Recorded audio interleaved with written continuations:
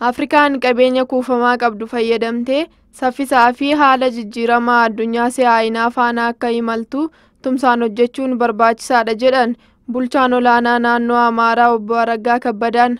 Fooramiin Xaanaa 11ffaan magaalaa Baahir Daaritti taa'amaa jira. Fooramichi mata duree Afrikaan sirna jijjiiramaa addunyaa waliin jedhuun taa'amaa jira. Bakka buutonni dhaabbilee naannawaa hardii fi hidil addunyaa dippiloomaatonnii fi hergamtoonni addaa waltajjicha irratti hirmaachaa jiru. Fooramiin Xaanaa Afrikaan addunyaa jijjiiramaa jirtu faana akka imaltu carraa ishee kan murteessu waltajjii murteessaa ta'uu kan eeran obbo Araggaa Kabbadaan yaa'icha irratti ergaa dabarsaniin Afrikaan ardii qabeenya kuufamaa fi humna namaa hedduu qabdu ta'uu isheen saffisaa fi haala jijjiiramaa addunyaa si'aayinaa faana imaluuf tumsaan hojjechuun murteessaa ta'uu hubachiisaniiru.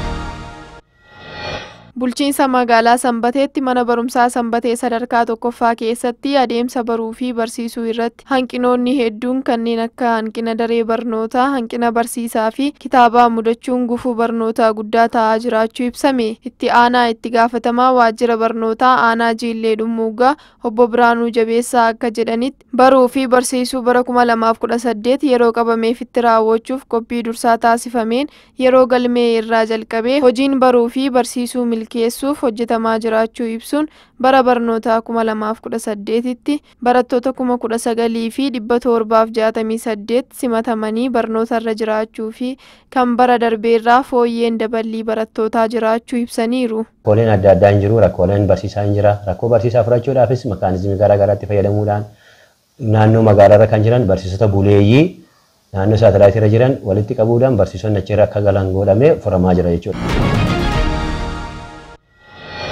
Qonnaan bultoonni filannoowwan bishaanii jiranitti fayyadamuun akka oomishaniif hojjetamaa jiraachuun ibsame. Itti gaafatamaan biiroo qonnaa naannoo Amaaraa Dr. Darasaayiluu fi hooggantoonni biroo hojiiwwan misooma aanaa Dawwaa Caffaatti hojjetaman daawwataniiru. Hooggantoonni kunniin aanichatti piroojeektii misooma qindaa'aa Caffaa akkasumas hojii baay'isa sanyii filatamaa fi oomishaalee misooman daawwataniiru. Misooma qonnaan walitti hidhamee hojii horsiisaa fi midhaan bulchiinsa sablammii Oromoo keessatti hojjetamaa jirus daawwataniiru. Itti aanaan itti gaafatamaa qajeelcha qonnaa bulchiinsa sablammii Oromoo Hasan Sa'iid qonnaa arfaasan lafti hektaarri 58 ol midhaan adda addaan haguugamuu himaniiru. Karoora qabame milkeessuuf hojiin eegumsaa fi to'annoo ilbiisootaa barbaachisaa hojjetamaa jiraachuus ibsaniiru. Misooma arfaasaan cinatti lafa hektaara 17,000 ol misooma jallisiin midhaanota garaagaraan uwwisuuf karoorfamuus himaniiru. Qisaasa'iinsa oomishaa xiqqeessuuf hojjetamaa jiraachuu biiroon qonnaa naannoo Amaaraa ibse. Qajeelcha qonnaa godina Shawaa Kaabaatti dursaan garee misooma midhaanii Abbabaa Geetaachoo bara oomishaa bara 2017 fi bara 2018 godinichatti lafti hektaarri 500 fi 63 midhaan garaagaraan haguugamuu ibsaniiru. Yeroo ammaa godinichatti oomishni sassaabamaa jiraachuu kaasanii wayita sassaabbiitti qisaasa'iinsa oomishaa 4% gadi buusuuf karoorfamee hojjetamaa jiraachuu dubbataniiru. Dursaan garichaa qonnaan bultoonni maloota adda addaatti dhimma ba'anii oomisha isaanii akka sassaabbataniif hojiin hubannoo uumuu hojjetamaa jiraachuu isaas kaasaniiru. Yaa'iin waggaa damee fayyaa bara kanaa mata duree investimentii fi kalaqa itti fufinsa qabu sirna fayyaa cimaaf jedhuun magaalaa Jimmaatti jalqabeera. Yaa'iin waggaa damee fayyaa 27ffaan dhaabbilee fayyaa daawwachuun muuxannoowwan babal'isuutiin magaalaa Jimmaatti jalqabameera.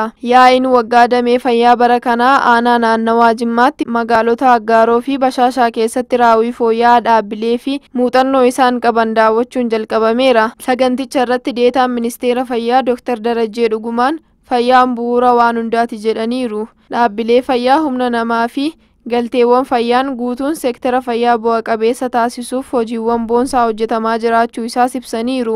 መሬት ላይ ያሉ ተጨባጭ ለውጦች እነሱን እንደ ግብዓት ወስደን ነው እየተወያየን የምንገኘው። bara 2018 diinagdeen Itoophiyaa dhibbentaa 10.2 ni guddata jedhamee eegama.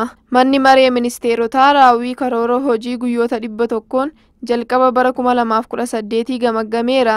Gamaggamichi haala guddinaa fi milluu waliigalaa kan hammate ta'uu ragaan waajjira ministeera muummee irraa argame ni mul'isa. Diinagdeen Itoophiyaa haala qabatamaa diinagdee addunyaan yoo madaalame cimina addaa fi guddina saffisaa argamsiisuun eerameera. Bara 2018 keessa diinagdeen Itoophiyaa dhibbentaa 9.2 guddachuun ibsame. Raawwiin waliigalaa dameelee hundaan bu'aa kan mul'isu yoo ta'u, Itoophiyaan gara ce'umsa caasaa fi adeemsa guddina diinagdee hirmaachisaa fi waaraa ta'etti ce'uuf imala taasiftu kan mirkaneessu ta'uun kaafameera.